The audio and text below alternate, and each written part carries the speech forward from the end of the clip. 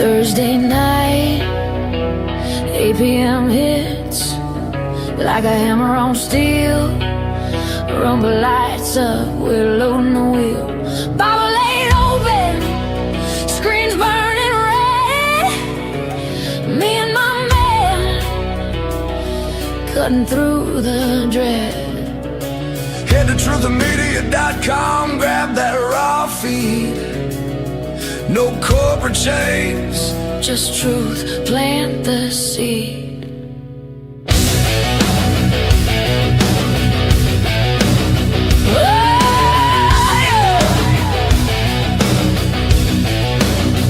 I'm the shadow hunter, she's the warrior flame.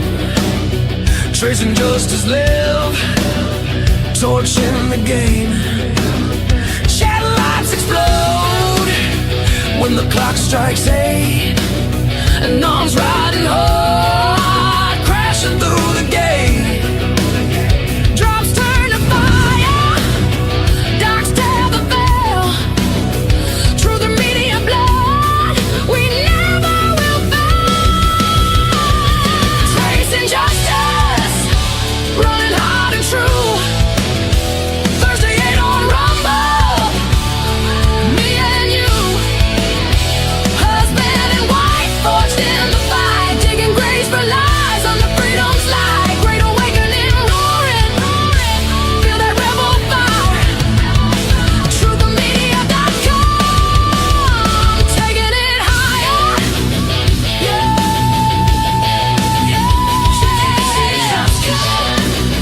Lock it in, brothers and sisters.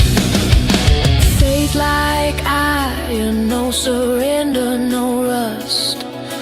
Rumble's our highway, in truth we trust. From morning to cold to the midnight ride, tracing justice forever, no place to hide. Dawn and justice mornings, Thursday night thunder. Rumble at 8, tear the veil asunder. 2026 burning, this love runs deep. Man and wife standing, no promises cheap. Tracing justice, running hard and true. Thursday 8 on Rumble, breaking through.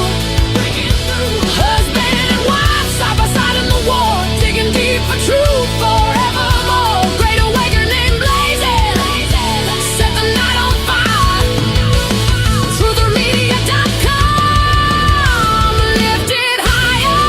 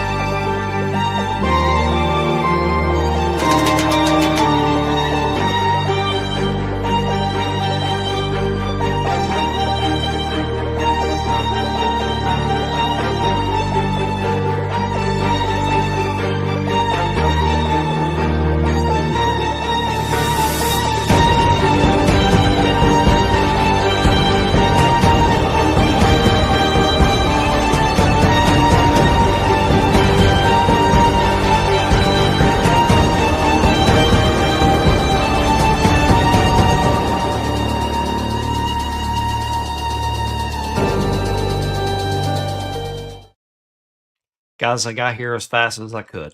I had to refill my water. I had to take a bathroom break. And I had to go set up the streams. And you would not believe how much you've got to do to just do one little show like this. So it is crazy. But thank you and welcome back. We just ended Dawning Justice, your news wrap-up show, and we're going straight in to a Tracing Justice special on the UFO files that just got released by the U.S. Department of War.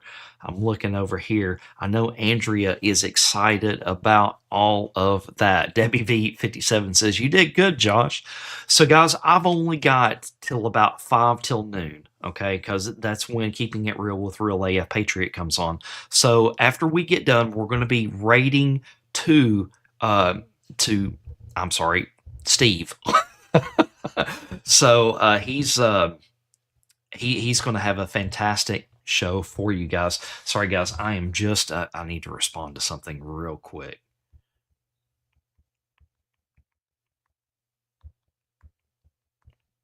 Sorry about that, guys. Okay. So I'm not going to waste a whole lot of time. So Kelly B, Sarah, K9 Andrea, Gammy Love, Janie over there on X. Let's see who else we got coming in over there. Cynthia is over there. Yeet Force is over there. Welcome back. Tense 15 and K9 Andrea, Debbie V57, and Carrie Girl, Twice Barb, the usual crew over there in Rumble. And it looks like Sienna is checking in over there on X as well. Mama Bear 73 flooding in over here. So, guys, let's go ahead and get started digging into these files. So let me get my screen set up right here. All right, so let me change some things around here, guys, so we can all see it. There we go. There we go. All right. So it says the Department of War has just released a second tranche of records under Pursue. The first tranche was released on May 8, 2026. Scroll down to view the second tranche released on May 22nd, 2026. So, okay, we will do that. So, cleared for release May 22nd, 2026. The Department of War is in lockstep with President Trump to bring unprecedented transparency regarding our government's understanding of unidentified anomalous phenomena. These files, hidden behind classifications, have long fueled justified this speculation, and it's time for the American people to see it for themselves. This release of declassified documents demonstrates the Trump administration's earnest commitment to unprecedented transparency. The United States Secretary of War, Pete Hegseth. All right, so here we go. Let me read through some of these real quick and see if anything kind of pops out at us. Andrea, I'm going to be looking over at the chats here to see if maybe you want to, you said you've started kind of looking ahead already. Let's see here. USSR 1973, UAP reported 1948 through 1950. That was in New Mexico. Let's see. UAP formation, Iran, 26th August of 2022 over water. We'll go through that one first, but let me just keep going through this real quick. Let's see here. Apollo 12 medical debriefing. Interesting. UFOs in defense, what should we prepare for? And that was by NASA. So let me go to the second page, see if anything else jumps out at me. See, there's Germans. The Germans are in this again too. And the incident date was 3/18/45.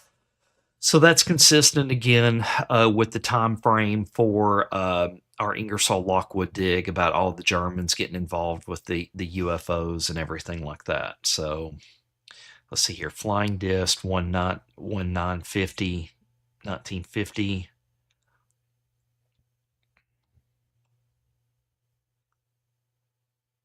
Looks like a bunch of FBI files. There's Germany again, right there, guys. I'm telling you.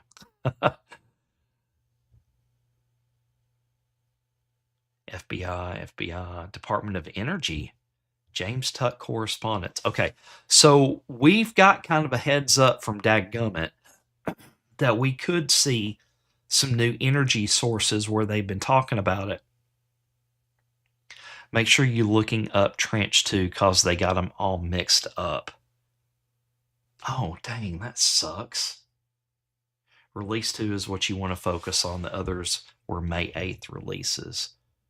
Oh, I see what you're saying, Andrea. So 5/8/26. Okay, gotcha. So let's go back to the first one. So we're going to look through where it says the 5/22 release because they're all mixed in together. So let me go back. Okay, so those are all 5/8 releases. 5/8. There's a 5/22 release. Okay, so let's go ahead and check this one out. It's from the 1970s. It's from the Department of Energy. And why I say this one might be key, I don't know, but it might be key, is that dadgummit said that we might have some new energy sources declassed to us. So let's go ahead and try to pull this guy up.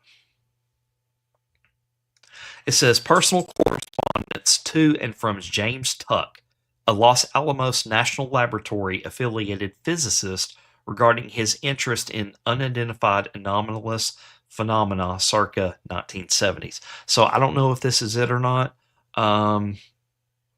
Let's see here. Redactions have been made to protect the identity of eyewitnesses, the location of government facility, or potentially sensitive information about military sites not related to UAP. Okay, so let me see if I can download this real quick. Okay, so there is a letter. It says, Dear Mr. Tuck, and this is dated 11/23/70. Okay, let me see if they have got this transcribed because these things are really, really hard to read.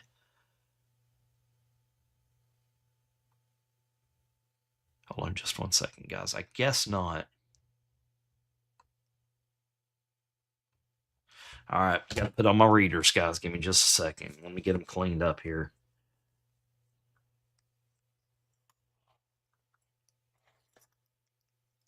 That's why I downloaded the zip for 5/22. All right, let me see if I can read this, guys. Dear Mr. Tuck, I'm sorry that I cannot fill out the attached forms. Man, I can't hardly read this. The times and the dates or any. I can, however, tell you that man, guys, this one's hard to read. Where's 1948? Let me just see if I can kind of quickly skim through this and see if I can see if it's anything of consequence.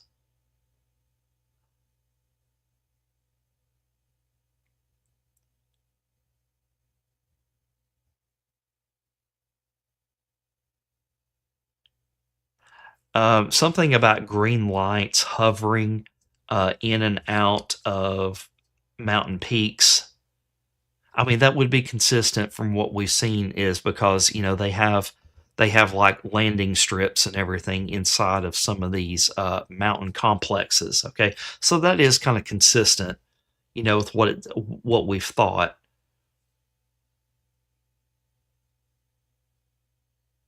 This was all reported to the protective force.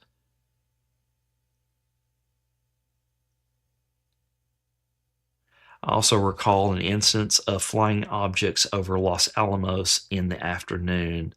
They were flying from southeast, looks like, to Nantucket. Okay. I don't think this is going to be of any consequence.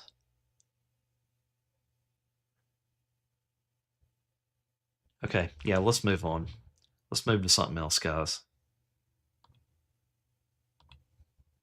This is not what I thought it was going to be. Well, where's my back button? There we go. Let me see if anything else is kind of standing out at me. New Mexico. That's all from 5/8. Sorry, guys, I'm going so fast. Most of this is from 5/8. I'm just kind of going through this. I tell you what, let's go back to the beginning. Let's go through this one right here. It says, for UAP formation, Iran, 26 August 2022, over water. It says on March 6, 2026, 8 members of the U.S. House of Representatives requested access to 51 potentially UAP-related records allegedly held by the Department of War and the intelligence community. An all-domain anomaly resolution office, AARO, identified a collection of responsive materials held on a classified network. Many of these materials lack substantiated chain of custody. Okay, that's important. You got to remember that. That's basically means that the chain of custody has been broken at some point. AARO assesses that this video, whose uploader defined title as 4 UAP formation Iran 26 August 22 over water call sign, is likely derived from an infrared sensor aboard the U.S. military platform operating within the United States Central Command Area of Responsibility in 2022.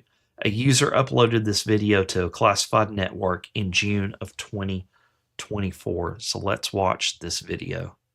It's 9 seconds long. I'll play it a couple of times. So you see that formation? I'll see if I can stop it. Here, let's increase our screen here. Right there. You see it? So you can see the shadow right there, okay? Hovering down.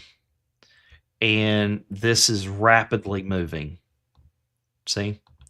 Let's rewind it.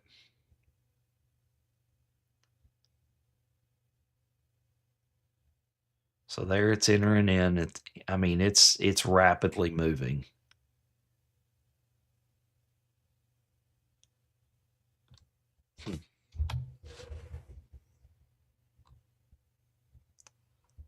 Okay, so that was just a video. There's no kind of documentation.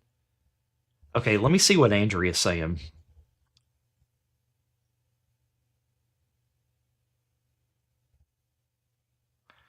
Let's see, this was kind of interesting. Give it a shot. I couldn't read every word but most. My grandfather was career Air Force, then a contractor with the Air Force and DARPA, LOL, at Los Alamos. Huh. Interesting, Andrea. That's crazy.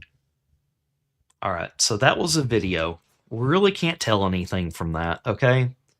And see, that's the crazy thing is, with all of our technology we have, that was 2022, okay? With all of our technology, we couldn't clean that up a little bit. All right, so let's see here, search records. Let's just go to release 2. That's going to make it a whole lot easier.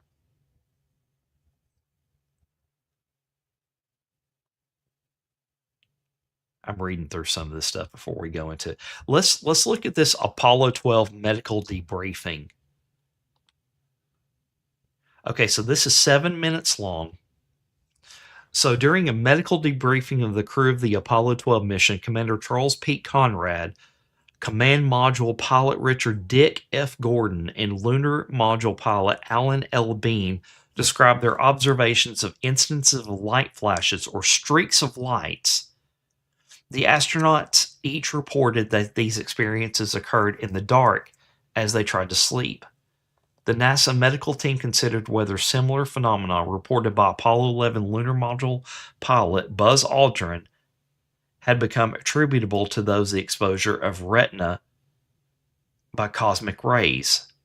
NASA later determined that the phenomena reported by Apollo 12 flight crew were internal to the astronauts' vision rather than external light sources. So I don't know if we want to watch this or not, but let's watch it. Listen, we read this paragraph in here about these quotes coronal discharges that you guys were seeing, and that completely stops us. Tell us how this came about and who talked to you about it and what you saw. Somebody reported it on one of the earlier flights that some guy up, I got the letter, paperwork somewhere, they shipped it down to me at the Cape about 2 things where the VHF radio noises could be discharging from someplace in space. And the other one. Hey guys, I'm sorry that the volume seems a little bit low on this. I can't increase it anymore. So let's just try to listen as best as possible. Where I thought it was on Neil's flight, these guys reported seeing flashes in a spacecraft at night with their eyes closed. Or no, you know, with their eyes closed. They noticed them when they were awake at night, the spacecraft was dark, and they thought they were in a spacecraft. But whoever this guy was said, no, that's a perfectly known phenomenon. You can get discharge across your eye from gamma rays or something. So they had a bunch of things. Would we close our eyes and face the moon, you know, when we were orbiting it, because it would be more, you'd get less discharges facing the moon than away from it. Well, you don't have to be anywhere near the moon or anywhere. The first night out, bing, bing. And if you keep your eyes closed and you're awake down there and it's dark and you think about it, when it happens, you can trick your eye. You can sit down and it's one eye. It's not a discharge that you see in both eyes. You really see it over one eye or the other eye, and you can see what kind it is. We had two kinds. I guess the particle either strikes the eyeball perpendicular or it discharges parallel. And we get either a flash like that or we get a streak. And I don't know what pieces I noticed. I either got a flash or a streak. And for some reason, got it more with my left eye than my right eye, but I could tell which eye it was when I was concentrating on it. I'm trying to tell you the reason he did it because where he slept was always on the left side of the spacecraft. That stuff got switched from the crosser, and I saw all the right one in my eye. Yeah. I remember it was symmetrical. I split out of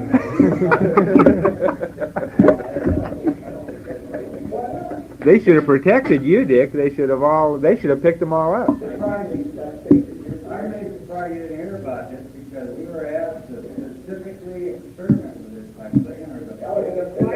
There's 2 pages in the flight plan, a lot of them. We didn't bother because we were seeing them every now and then all the time. There's a paper that says now on the exact thing, the 2 phenomena that came out of a letter. Buzz Neal talked about this. I remember their conversation about it. Sure, they thought it was something, penetrating the spacecraft.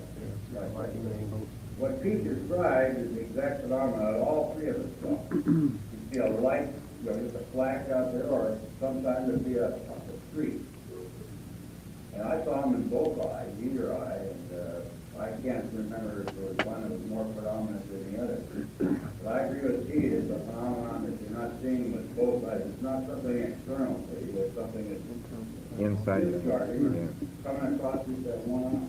Apparently they know that. Apparently it's a completely known phenomenon. Well, we've been looking for cosmic rays, cosmic ray strikes, and heavy particles, heavy nuclei that go through. We started at Clearback and Mercury taking photographs of the retina to see if you could see streaks across the retina and stuff. We never could find any in there. And so we stopped that up early in, by the end of the... Your eye is what, the fastest healer on your body, and if it's doing anything, you're never going to see it. By the time you get a guy back, the only way you're ever going to see it is if you photograph it right after a particle went by. Well, probably what it's doing anyway is probably hitting just a single cell, and yeah. That's all it'd have to do, particularly make this flash, you hit a single cell. I saw one night, I was looking at the MDP, a handrail up above, and one right along, I don't know where it went, here, right straight along that handrail for about that distance. And I just got to be looking at that, and you could almost see him at will. That's right, you just lie there, you close your eyes, what if they don't want to see one, you open one eye, and you have to already see it. You didn't believe it at first. We saw it the first night. And I know that hey, I've been sitting spring-loaded from that, what we heard. I had Steve see him and got playing in the beach, and they said, remember the mission, you wake up at night, you say, well, I think I ought to see something. You close your eyes on the face, you count about 1 minute. So basically, they're saying that these streaks of light that they were seeing, they could only see it out of one eye or the other. That they couldn't see it when they had both of their eyes focused, is from what I'm gathering from this. And they're basically trying to rationalize this that it's something internal within the body and not external. Let's keep listening, and then we'll go to the next. Let me ask you one more question about heart. Here. Were these random distribution of these, or did they seem to be fairly horizontal?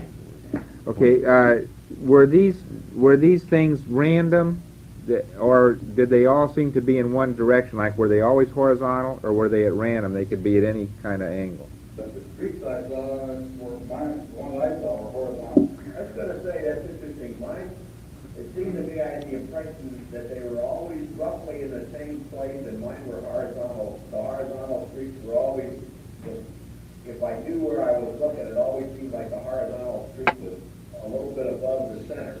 And it always seemed to me it went from right to left, no matter which eye it was in. The discharges were more towards the center, and it would be just like a pinpoint of light went and closed again. Like somebody was flashing a light at you. That's right.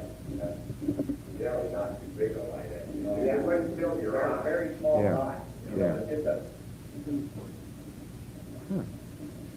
But I think it's like a camera. Is that about the same for both of you? Is that the same reaction you had, Dick and Al, the way Pete described it? What's that? Mine were right about 30 degrees horizontal, but they were coming. I didn't notice them from the right or left. That's pretty interesting. Yeah. But about the same, they seem to appear about the same place. No? Yeah, Pete says- The horizontal ones that I saw were generally above eye level. Same way, yeah. Was generally high. Now, I don't know, I can't exclude any other, I can't remember, I just don't remember any of them being down on the lower part of the vision. Well, you see, Dick's telling you about seeing him with his eyes open and other things that he centered his eye on, the lights on the instrument panel. Well, I used to notice them the most when I was down there in that sleeping bag, it was pitch black down there in the hole. It wouldn't make any difference whether my eyes were open or closed. And I could lay there I used to kill time that way, say for a half an hour, and either open them or close them and wait, and sure enough, after a while, you'd get one. And then I'd sit there for a while and say, okay, was it in the left eye or the right eye? It'd take you a while to sort it out. But you usually figure out which eye it was in. Now you know what you do when you're supposed to be sleeping. Yeah. There was a comment that All right, that's all of that one. So there's no other stuff that goes along with it.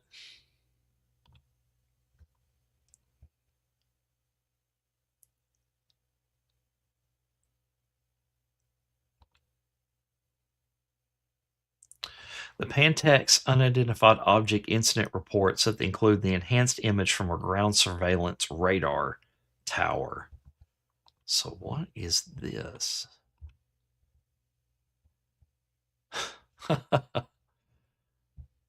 Guys, what the hell is this?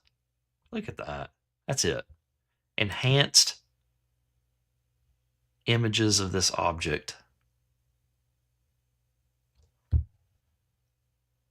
Are you kidding me? Moving on. There's that James Tuck correspondence.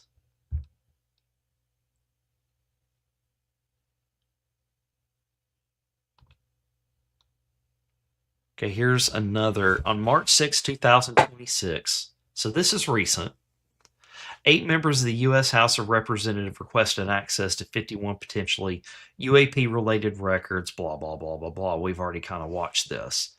So let's watch this video real quick and see what this is about. Okay, so remember that formation that we were looking at earlier? So you see 1, 2, 3, 4 distinct signatures right here.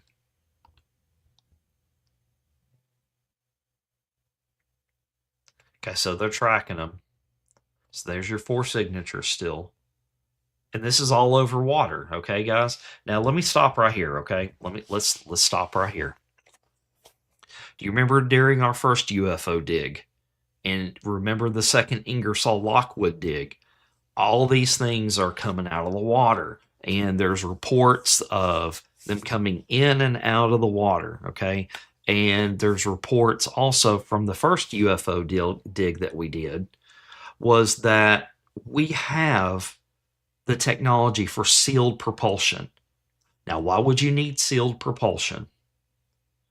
If you needed to go underwater, you would need sealed propulsion. And we're talking about our own tech now, okay? Remember, this is our own stuff. We're not talking about little green men or anything like that. We're talking about our own tech. All right. So they're continuing on over the water. There's 3 together and then 1 separate.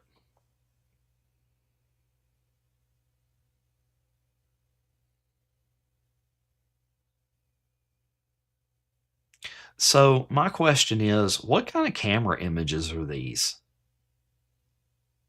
I just don't understand that. I mean, what kind of camera image are these? Okay, looks like he's gonna zoom in.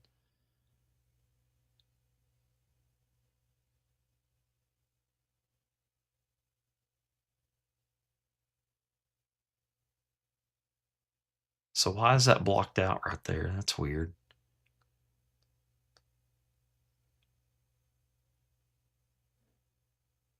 Trying to see if there's anything else interesting in this. Oh, a Dutch rumbler said infrared. Okay, that makes sense.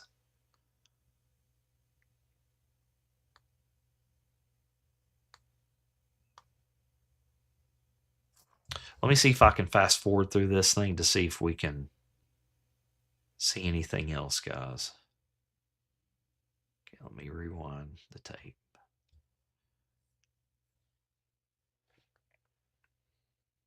Looks like the camera cuts out for a little bit. Something's going on.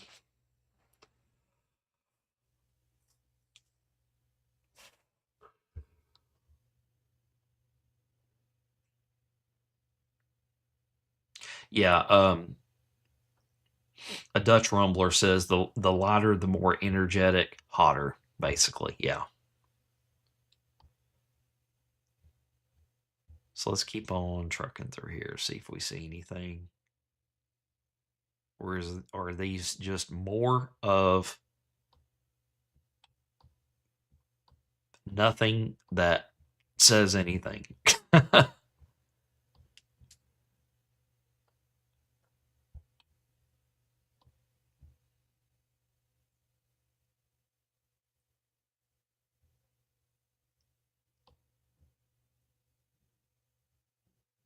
Yeah, it's just still going over water.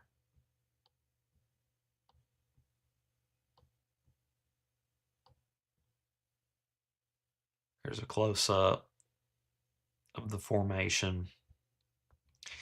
I mean, guys, moving on.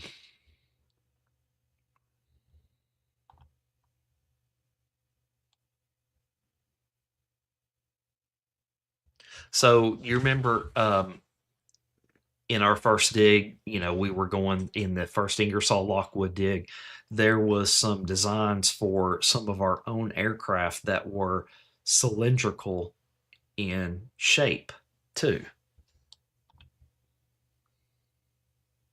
This is a 21-second clip.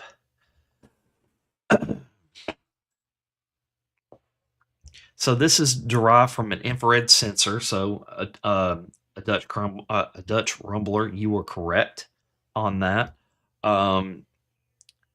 This is from 15 October of 2022, is likely derived from an infrared sensor aboard the U.S. military platform operating within the United States Central Command Area of Responsibility. So let's watch this video. It's 21 seconds long. Looks like maybe a military base. So let's watch this.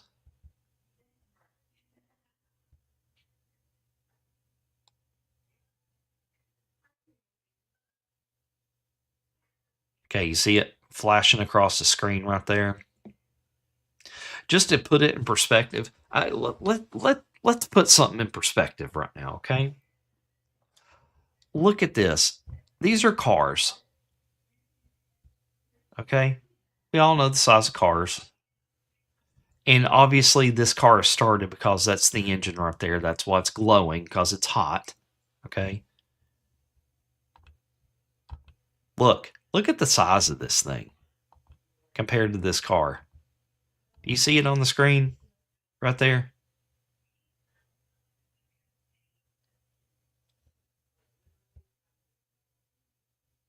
I mean, I'm going to be honest with you guys. That's probably a drone of some kind. Drones are that small. Okay, drones fly in straight lines just like that. Yeah, Carrie Girl said, why was this even classified? Nothing we can even distinguish.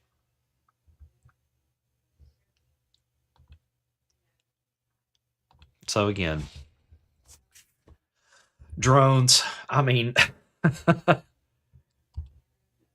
let's go to this one.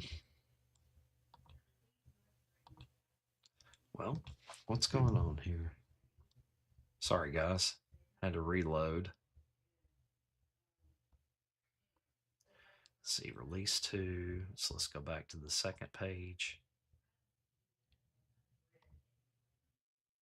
So this one's 3 minutes and 57 seconds long.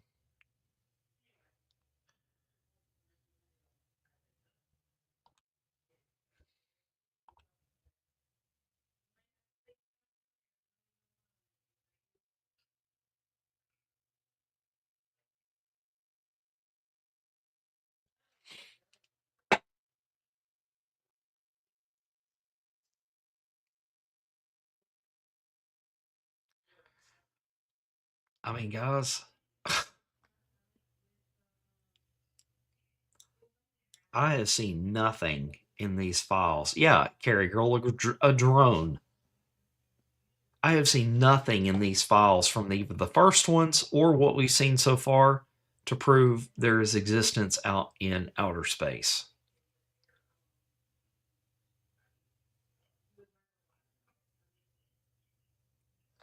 Yeah.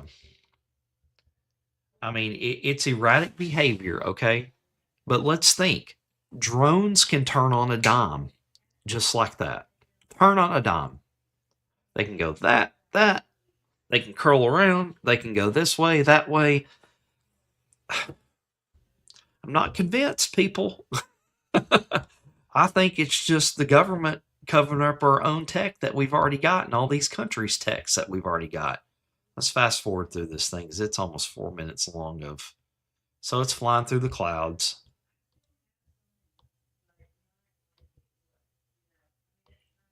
Sounds like Tracy just woke up. Okay, so let's see what happened here.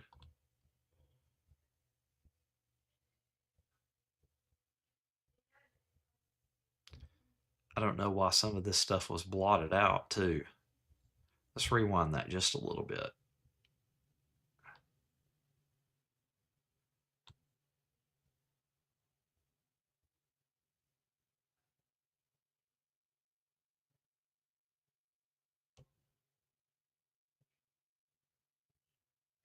Okay, I want you to notice one other thing here, too. So when it's turning, it's flipping, and it almost looks flat. Okay, this thing almost looks flat. I want you to watch this again and pay close attention. Do you see that? Look. What else does that, guys? Drones. Drones are flat. Drones are flat.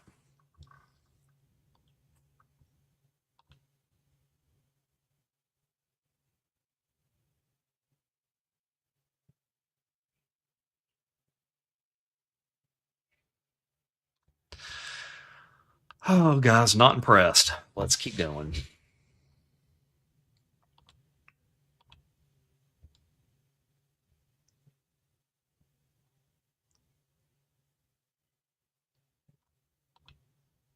Spherical UAP in the clouds.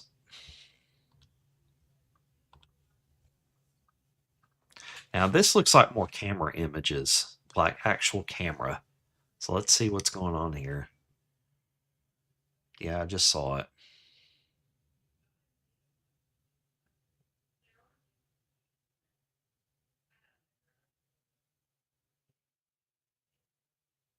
See, there it is right there.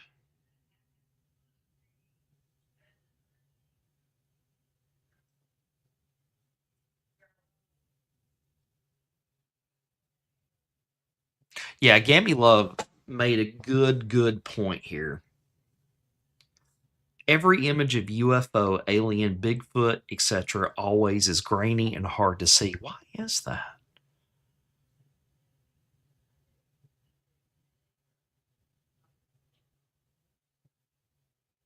Okay, Neville says when they put the blackout marks, that's to conceal longitude, latitude, speeds, elevations, and a lot of other useful information that we can't see. Okay, so let's just back up just a second, okay? So it's going. They're blocking out crucial information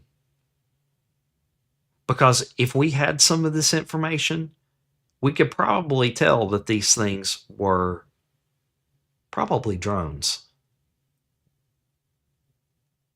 Yeah, and K9 Andrea said these things were around sensitive sites. That's absolutely correct. So moving on, not impressed. I want to see some documentation. I don't really want to see videos. Videos does absolutely nothing. No, we're not watching that one. That was kind of like the same thing we had just seen.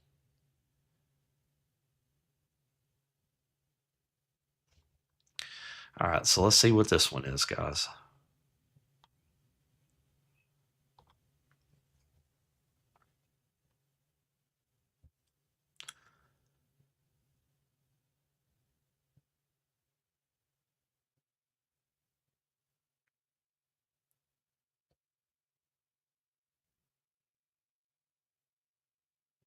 You know what I just thought of? While this is playing, this is almost 4 minutes long. Let me look up something on X.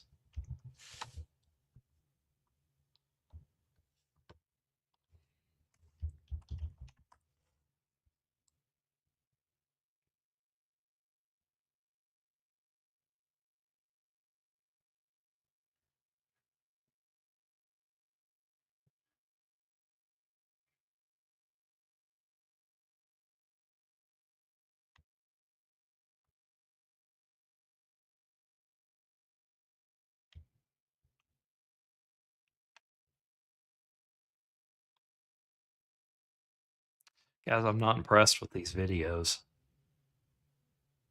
But I do want to say this, okay? While this is still playing, I want to say this.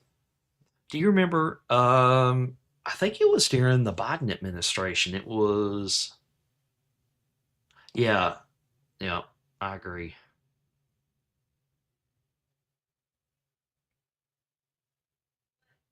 A Dutch rumbler, I agree with that. No data could be any drone tech. So what I was saying is, do you remember back in the end of the Biden administration about all these drones and UAPs and stuff everywhere all over the United States? And do you remember that it was saying that, Trump was saying, "Oh, we want to find out about it," but nothing ever really came about it, okay? Remember that? And they said, "Oh, it was just a bunch of drones and stuff. This was our stuff, nothing to worry about." I mean, guys, they had to test this stuff sometime. Yeah, Laddie Addy said, starting to think UFOs are a nothing burger other than it points to our own nuclear anti-gravity tech. That's exactly correct.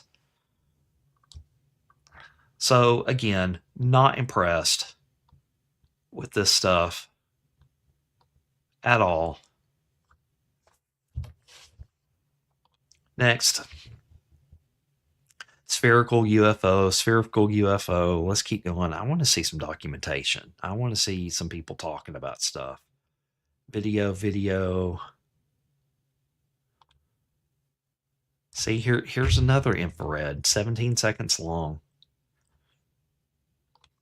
see what this one's about.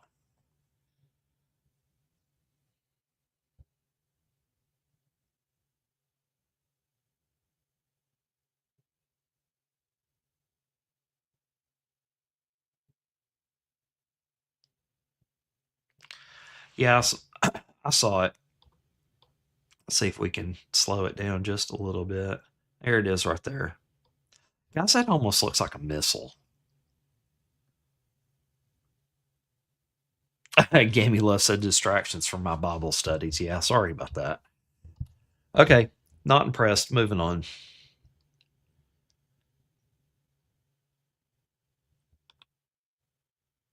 All right, so here is a plane. Let's see what this one's about.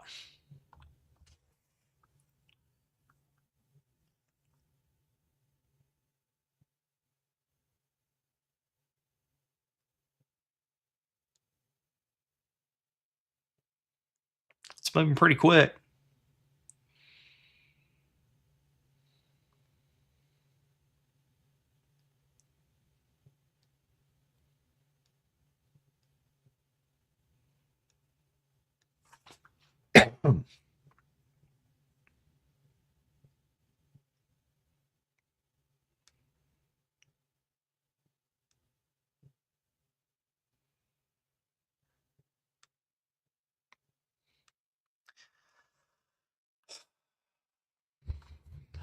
Not impressed. Moving on. Okay. All right, so here's a submarine that is up on the water here. Let's look at this one real quick. Let's see if we can see anything from this one.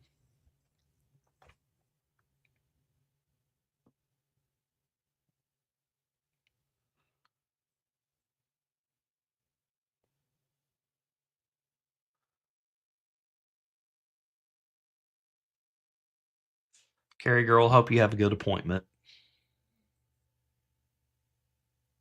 Yeah, Gamey Love said, I just want one good picture of an alien. LOL.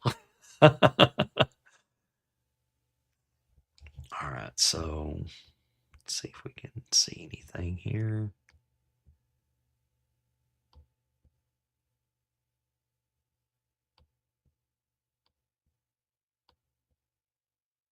Okay, something happened, so let's move back a little bit.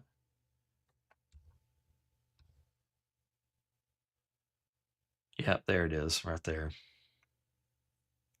Looks like a drone to me, folks. There's another one.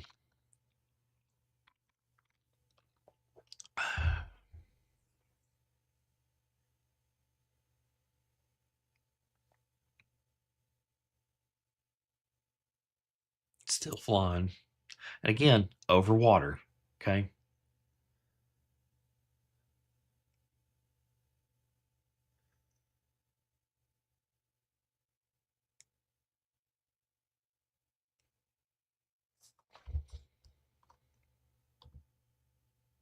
I'm just fast forwarding a little bit.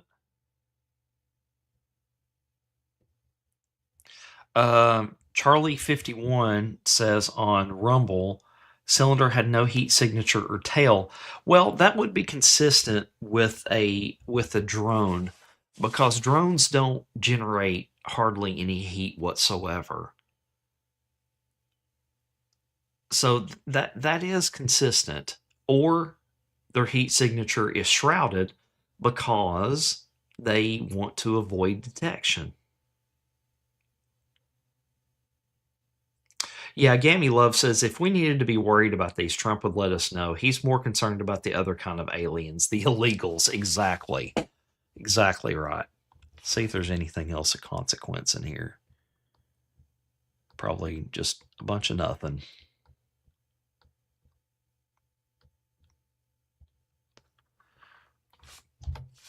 Nope, moving on.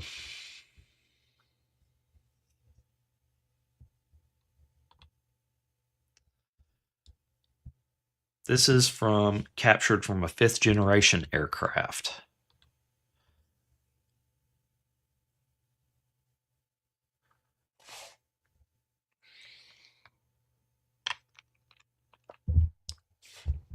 How long is this? A minute. Let me scour.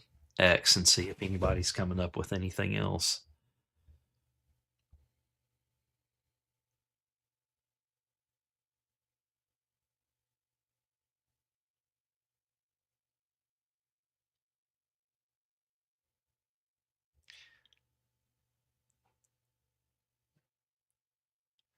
I mean, even the White House is putting out some junk about this. That one that we just saw, they were posting about. Guys, I'm just not seeing anything. I'm sorry. I'm just not. These are all videos. I don't want to see videos. I want to see some documentation. All right, so this is where a UAP gets shot down.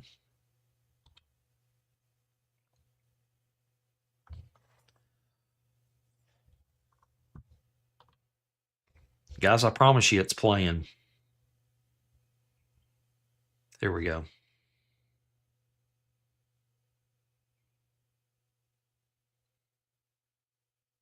Hold up just a second, guys. Do you know what that was? I'll have to go back and look at the source of this.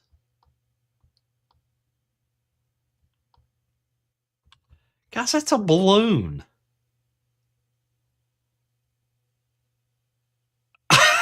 Look how it explodes. Watch this. It explodes in pieces consistent with a balloon coming apart.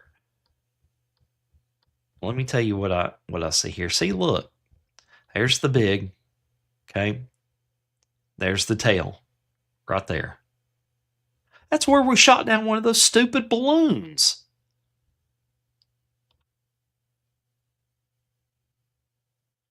Because let me tell you something, F-16 is old tech. Old tech. I don't think they would have the weapon systems to be able to take down one of those drones, one of those UAPs. It's just so crazy. Not impressed. Moving on.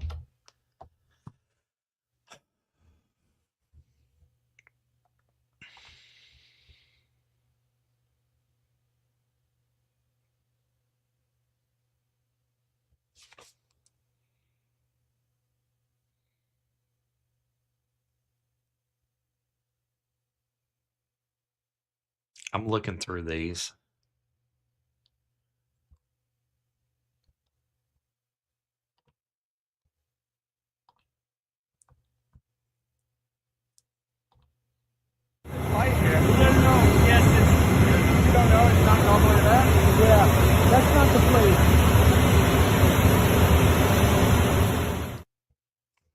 Okay, that was at an airport. Somebody observed that.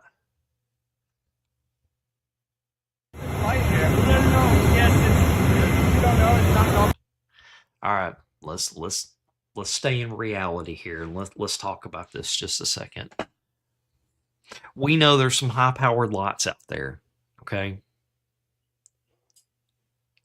That could be anything, guys. Yeah, that's not the place.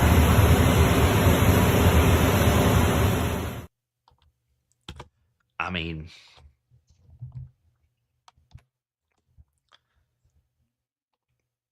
moving on.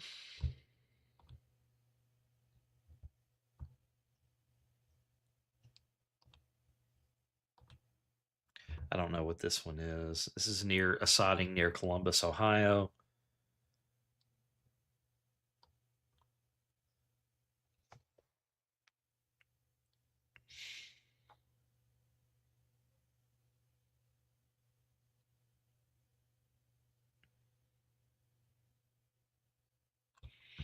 Wish I could zoom in a little bit on this.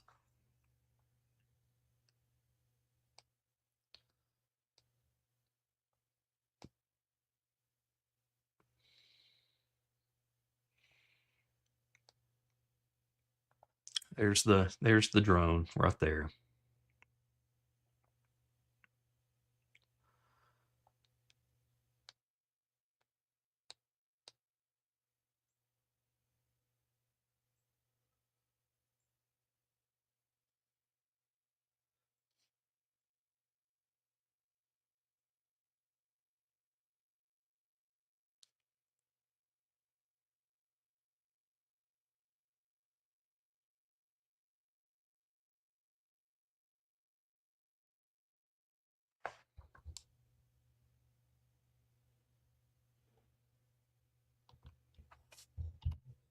mean, guys, you tell me.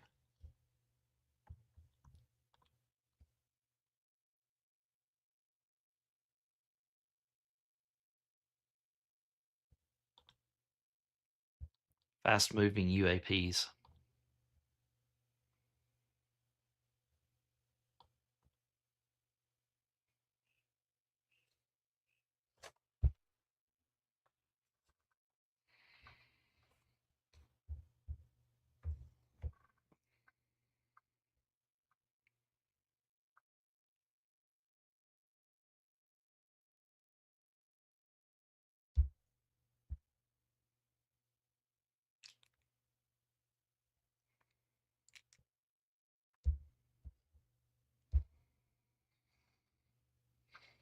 Again, I'm not seeing anything, guys.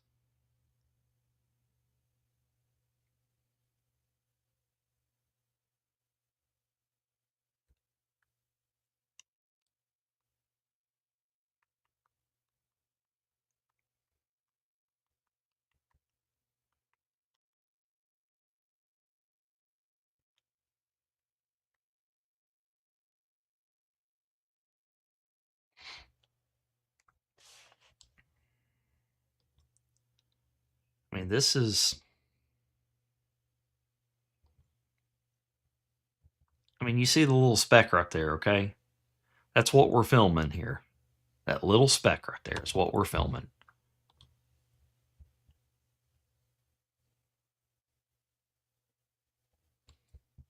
All right, moving on.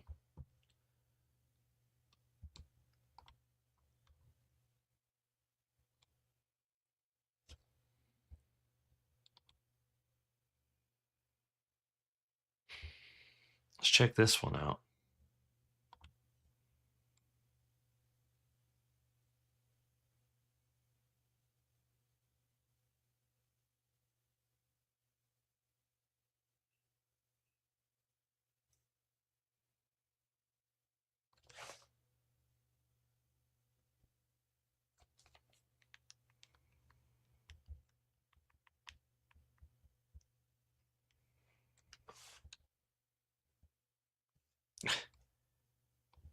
All right, let's fast forward a little bit right here to see if we can see anything else.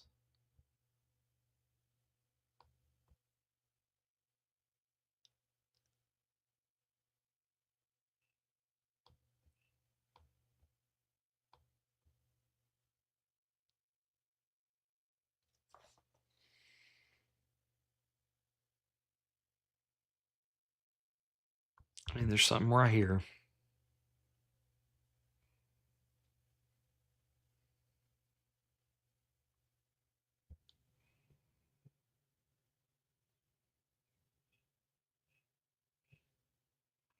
There's something hovering over. I mean, it's.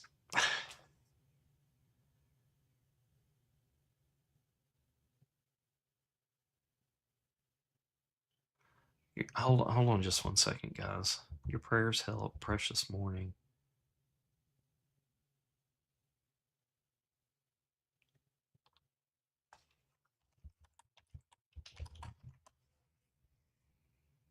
Okay, guys. Again, I don't know what to say.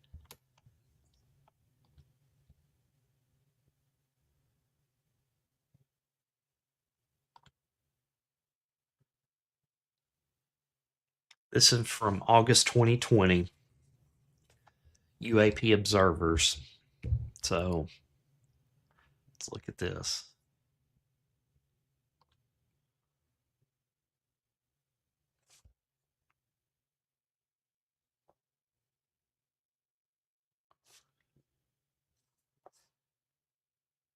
Again, a dot.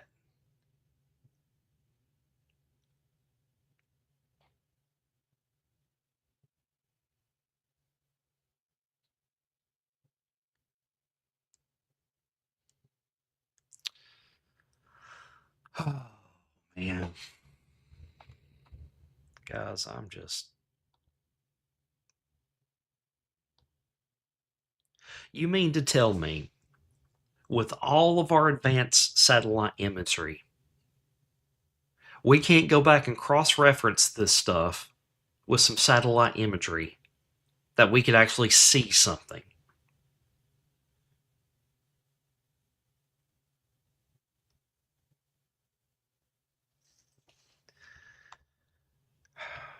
Not impressed, guys. Moving on.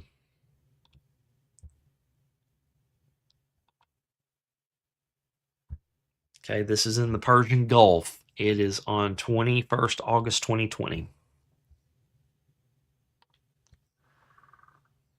Looks like a cargo ship.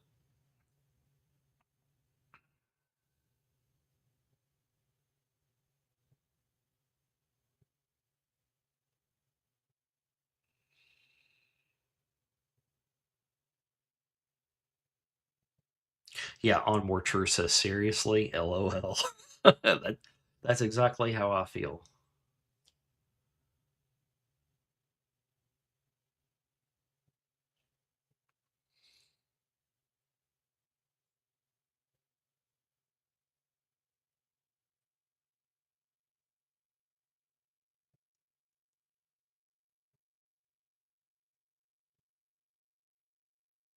All right.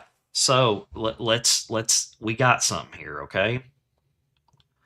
So do you remember in the first drop of the UAP files, that thing that looked like a star? Okay. We just found out exactly what that star was. Let's go back and watch it again. See it? What is that, guys? That's light. And it's hovering over the ship.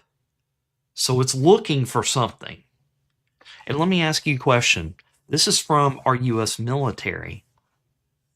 So let's use our heads just a second. Why is this camera looking at this cargo ship? Did we send did we send a drone with some heavy lighting on it to get a better look to see what was going on? So that star shape that everybody lost their minds about was just a light. It wasn't the actual shape of it. Are you seeing it yet? So let's watch this again, okay? Because there's the UAP, okay, right here, and it's got a light on. So let's roll back the footage just a little bit more, okay?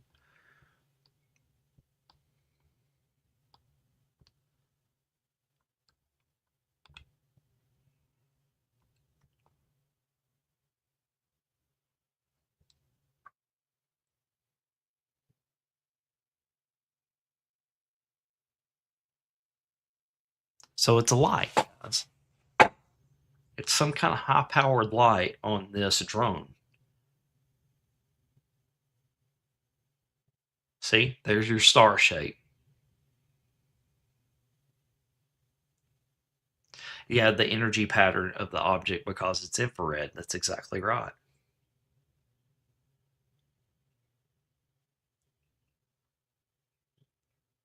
So your influencers out there are going to roll with this. They're going to be like, "Oh my gosh, look at there it is again." That looks like to be a ship.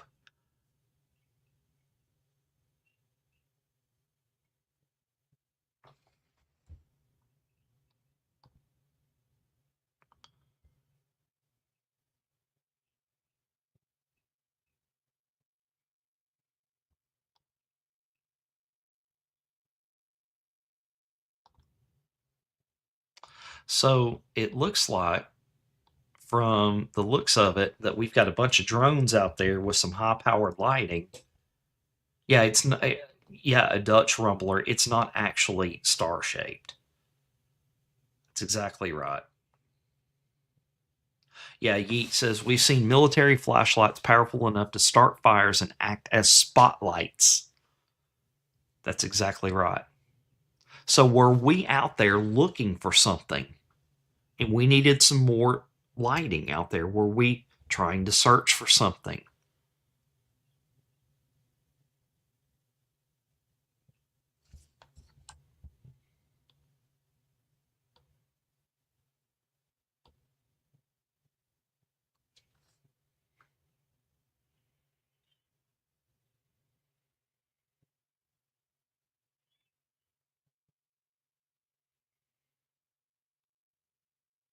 I'm just watching it like you guys are. And there's no sound to this, by the way, at all. I'm telling you guys, this stuff is our own tech.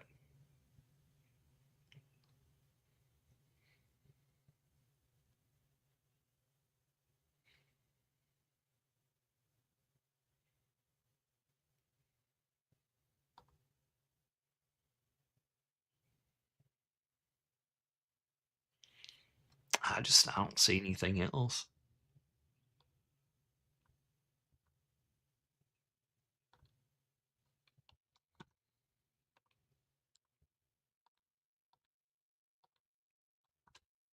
Sorry, guys.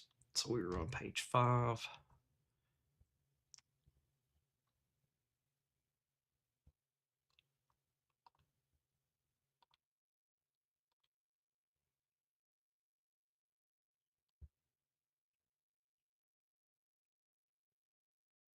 Now here's some audio excerpts.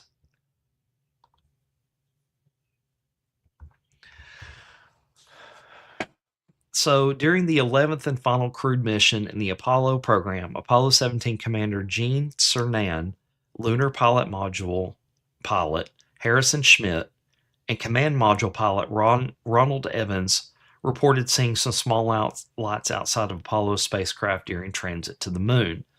The crew described bright particles or fragments as being jagged or angular, drifting near the Apollo spacecraft, and then separated Saturn S-IVB stage. The Apollo 17 crew speculate that the paint chips or ice chips are likely the source of these lights and note that they are twinkle and move away from the Saturn S-IVB stage. Okay, let's listen. A few very bright particles or fragments or something that go drifting by as we maneuver. Roger, understand. Yeah, there's a whole bunch of big ones on my window down there. Just bright. Looks like the 4th of July out Ron's window. Yeah, now you can see some of them in shape. They're very jagged, angular fragments that are tumbling. Roger, they look like fluid of some sort? Not to me. They look like pieces of something. Roger. They're very bright. Jack, we'd like Omni Charlie.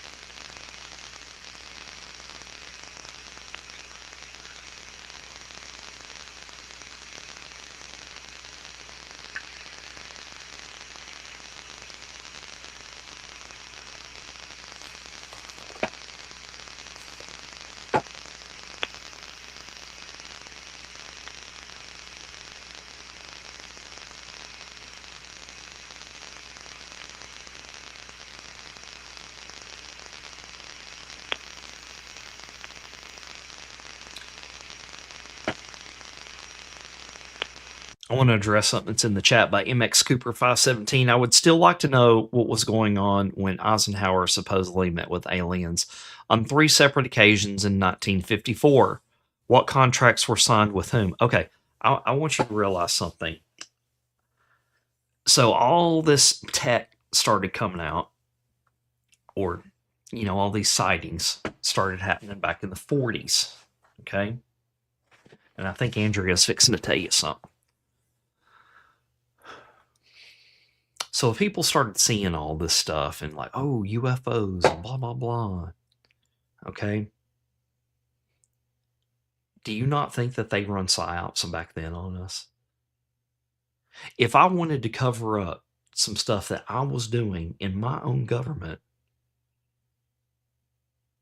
what do you think I would do? Kind of leak out information about little green men to throw everybody off? File name DOW UAP Pro 86, page 5. Okay, we'll look at that next, Nabil. What do you think I would do? I start trying to throw the American population off is what I'd do.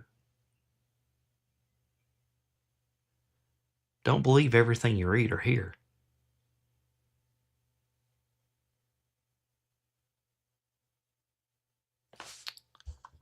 All right, so let's finish watching or listening to this, and then I will go to what Nabil pointed out on page 5.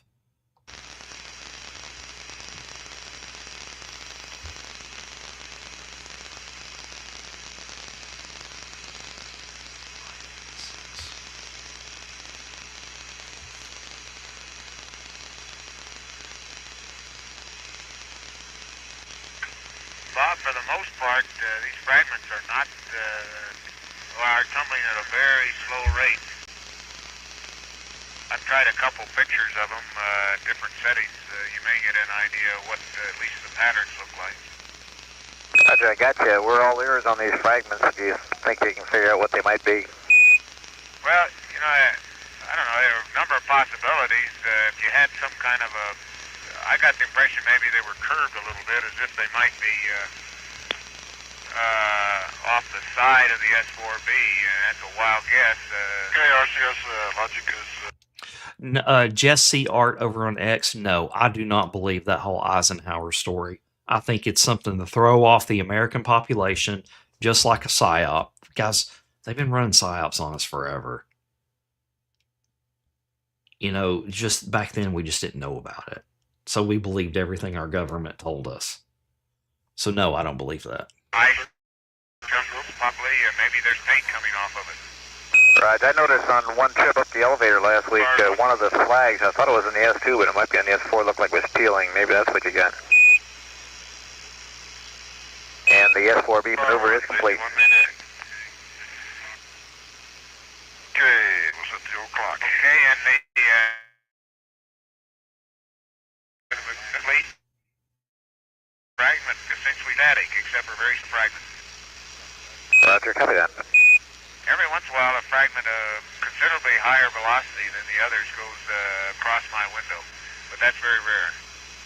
Roger.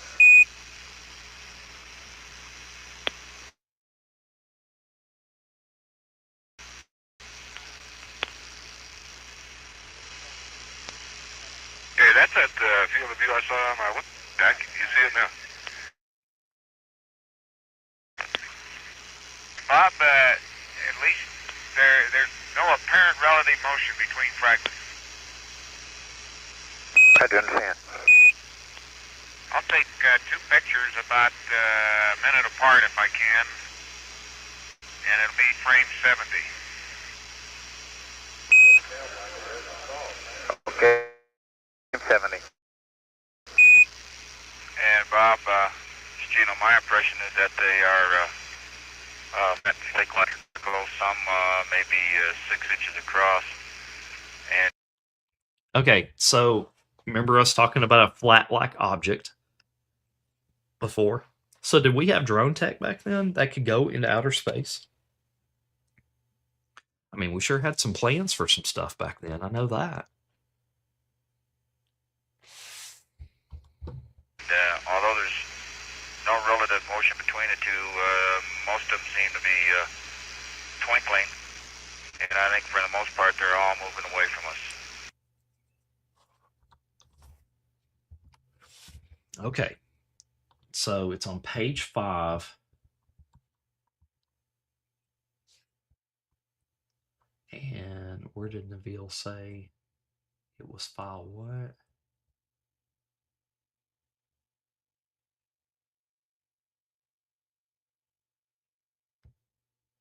I think it was 86. Okay. So we're going to go back to 5.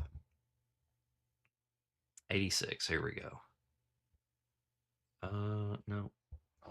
Hold on just 1 second, guys. Let me look. DOW UAP Pro 86. Okay. Okay, that's one we're on. 34 seconds. So let's go take a look.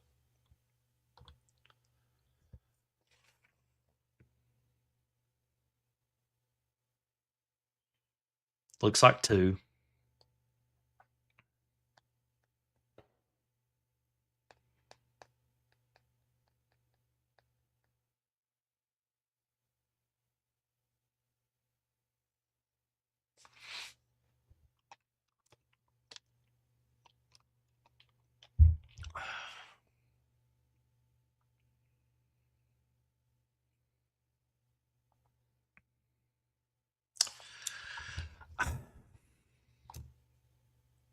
Okay, that's the color picture of it right there.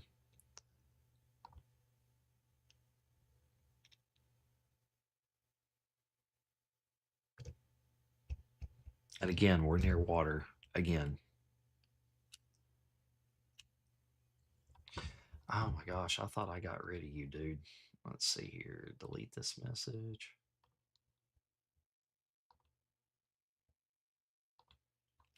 Sorry about that.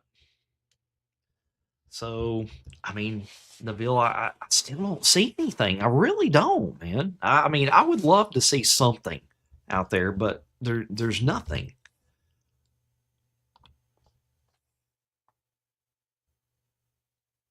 Let's go back to.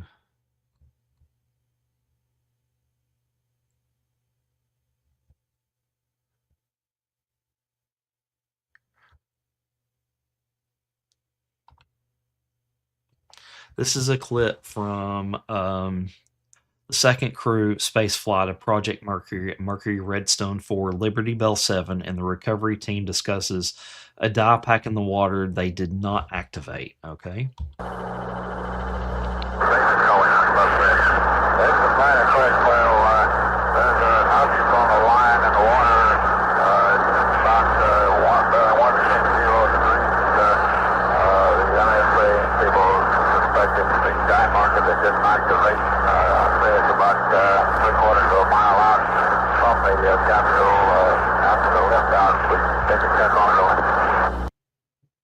Okay.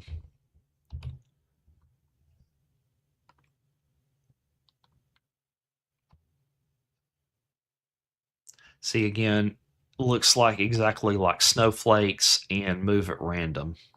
I have the more of the white particles in view below the capsule.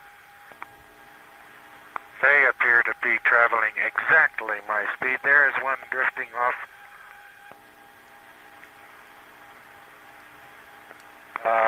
It's going faster than I am, as a matter of fact.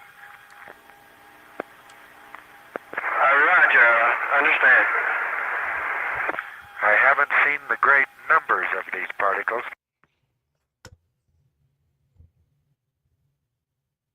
Sorry, guys. Little laggy. But I've seen a few of them. Their motion is random. They look exactly like snowflakes to me.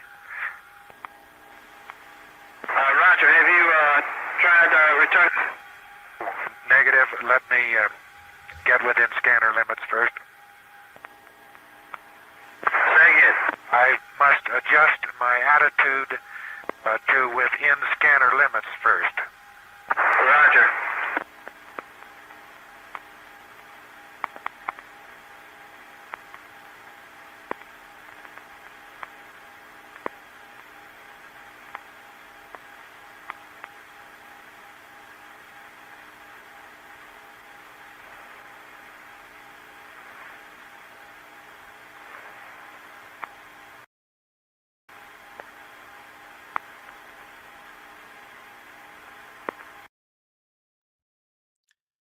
Okay.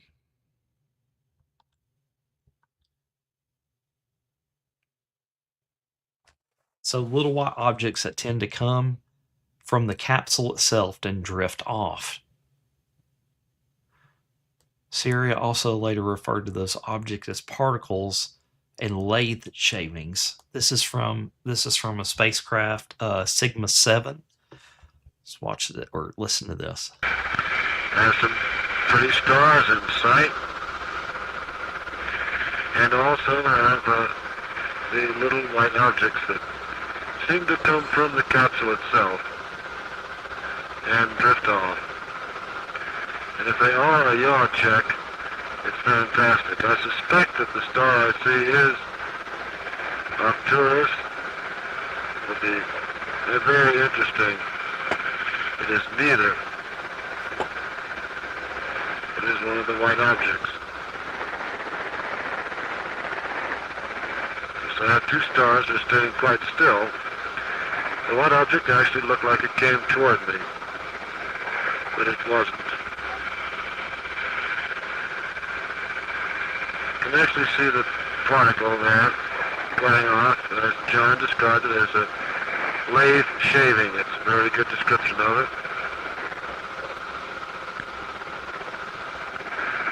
My rates are now just about 0 in all three axes.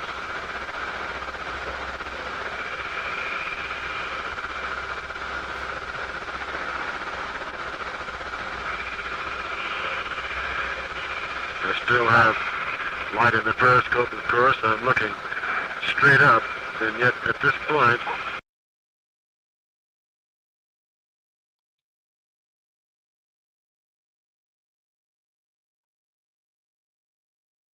Sorry, guys, getting a little bit of lag here. I don't know what's going on here. There's probably a lot of people in these files right now.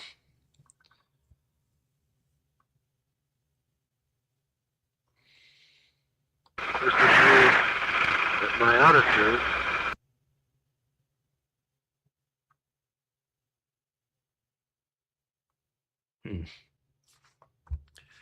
So let me go back.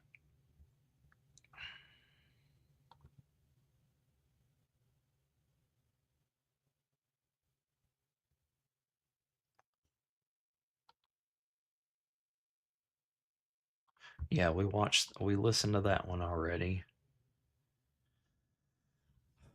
I mean, guys,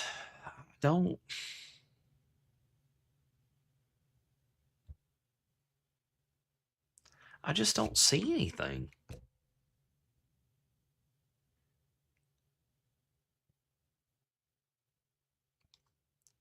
Let's see, all tops, images. There's no images. PDFs.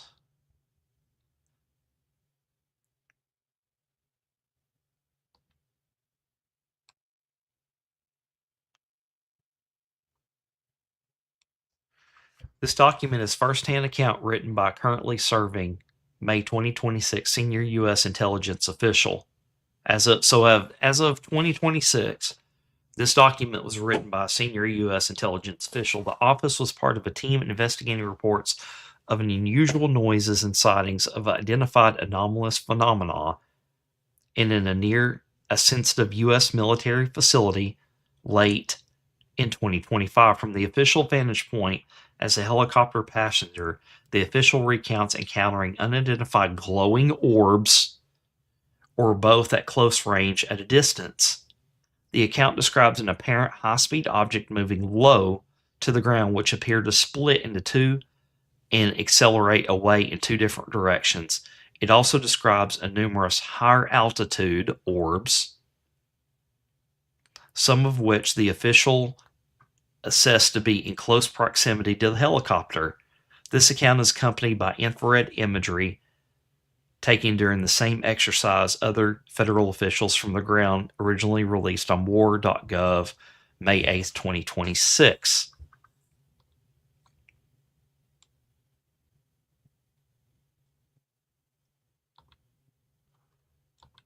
So why can't I look? I don't want the image. I want the PDF.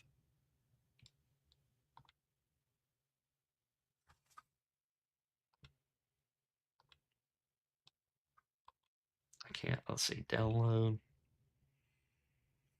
Okay, here we go. So let me see if I can zoom in some a little bit, guys. In late 2025, during early evening daylight hours, I, a senior U.S. intelligence officer, along with a colleague and two pilots, departed our Joint Operations Center in a helicopter. Our mission was to investigate loud thuds heard in the mountains on the test range. So again, we're in military, we're in test ranges, okay? Which coincided with the unidentified aerial phenomena UAP sightings reported over previous several nights. We aim to search remote mountain areas for possible debris or objects that might explain orb-like sightings. After leaving the Jock, we flew a low altitude map of the Earth route through the mountain range for several hours. Multiple times we spotted debris on the ground and descended for closer inspection. Each time we determined it was remnants from a rocket or other projectiles that had crashed during years of weapon testings on the range. As we continued searching areas of reported orb activity, we discovered a large cave entrance with no visible end in sight. Okay, remember, going into these mountains, that's where these things come from, that and the water, okay? The terrain around the entrance offered no safe landing spot, so I instructed the pilot to orbit several times around for observation. We noted the location and then pressed on. Running low on fuel, we headed to a prearranged rendezvous point to meet the ground team and let my colleague disembark. The two pilots and I then proceeded to a pre-positioned tanker on the range for refueling. Our plan was to return to the base afterwards, but the Jock radioed with a request to search a nearby mountain for debris spotted by one of the ground teams. By this time, the sun had set. The pilot switched from forward-looking infrared to night vision goggles, while I continued using the unaided naked eye. After a brief search of the mountain yielding no findings, the pilots began navigating back to the Jock to end the mission. Then I received a message from Jock. Radar had detected hits several miles up the range from our position, the same area where the UAP activity had been observed on prior nights. I relayed this to the pilots and we altered course to intercept. What followed was a series of closed UAP encounters lasting over an hour. En route, the ground teams reported spotting a UAP on FLIR, describing it as super hot, that's infrared, low to the ground and moving east, then south at high speeds. The object then split into two and changed direction. Upon our arrival, we scanned the area using night vision and infrared and the naked eye. The ground team suddenly radioed the object had risen from the ground, approached within 10 feet of the helicopter, dropped below us, and then sped away. The pilots observed it through the night vision goggles and saw it split into two as a smaller object emerged from it and accelerated out of sight. We briefly pursued but broke off, unable to match its speed. At one point, the Jock informed us that several fighter jets had launched on a training mission in our operating area and requested their assistance in identifying the UAP. Minutes later, the Jock directed us to nearby radar detections. We looked up hovering positions around approximately 700 feet above ground level. In the distance, we saw countless orange orbs swarming in all directions against the backdrop of the mountain. This display lasted several minutes before fading. The Jock then redirected us to our previous position based on fresh radar hits. I provided the coordinates to the pilots, and we moved to intercept, hovering again at the 700 feet AGL. Through night vision goggles, the pilots and I used the naked eye, observing two large orbs flare up side by side, close to the helicopter stationary and just above the rotor disc to our right. They were oval-shaped, orange with a white or yellow center, and emitting a light in all directions. After a few seconds, the third orb flared up below the pair, following a fourth below that, forming a total of 4 or 5 in a T formation under the original two. Moments later, they dimmed in reverse order, remaining stationary until they vanished from view. The entire event lasted 10 to 15 seconds. I didn't take photos as I was forced on assessing what it was and whether it posed a threat. After this encounter, the pilots briefly considered landing due to the object's proximity, but opted to remain hovering at 700 feet for further observation. Guys, I'm going to have to go here in just a little bit. Real AF's fixing to start. They flared up one at a time in a horizontal formation, matching the jet's speed and flight path. After 10 to 15 seconds, They dimmed sequentially and disappeared. They repeated several times as the jet transited the airspace and eventually landed. I remarked to the pilots that it seemed that the orbs we had encountered were now chasing the fighters. We also observed orange orbs flaring up and down around us for several minutes from a distinct triangle before vanishing. Low on fuel, the pilots decided to return to the jock. After landing, I briefly spoke with them, mostly to express thanks. We were virtually speechless after these observations. Then I entered the jock for a quick debriefing and drove home.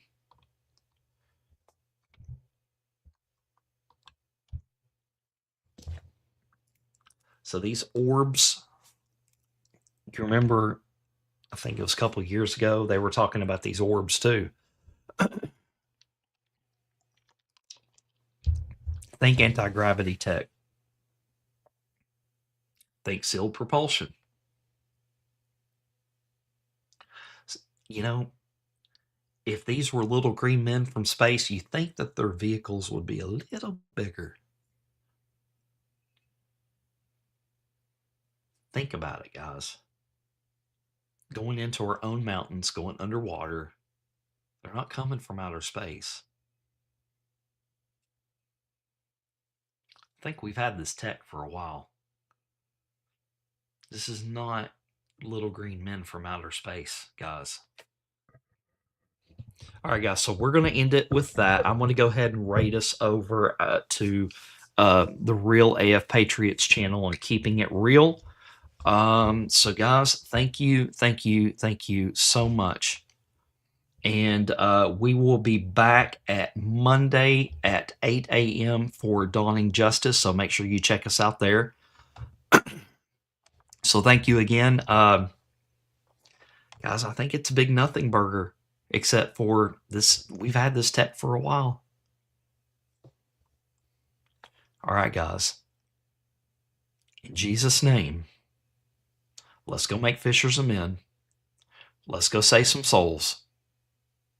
And let's go save the Republic. Thank you, guys. I appreciate it. You thought you could bury me. Thought the dark would close in. You were wrong. You don't know who I am. And you never will.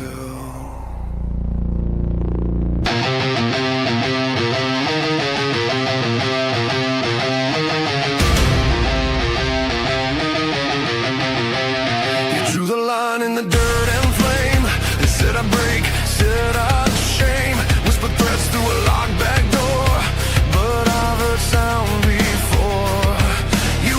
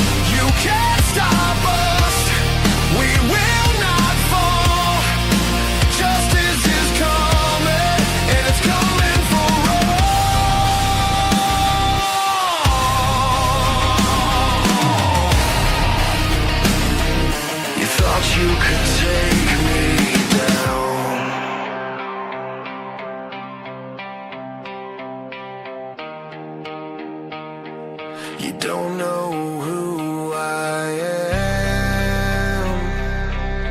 I don't stand alone.